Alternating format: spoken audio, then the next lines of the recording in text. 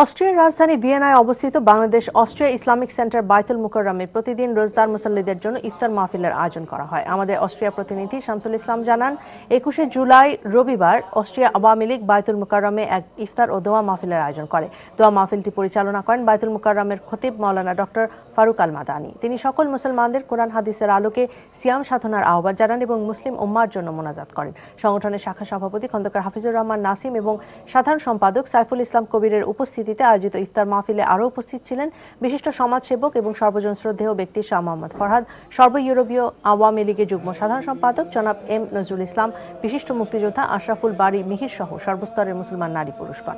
আয়োজিত ইফতার মাহফিলটি পরিচালনা করেন সংগঠনের সহসভাপতি আক্তার হোসেন এবং তাকে সহযোগিতা করেন আওয়ামী লীগ নেতা শফিকুর রহমান বাবুল, শাহ কামাল এবং সাইফুল ইসলাম জসিম সহ অন্যান্যরা।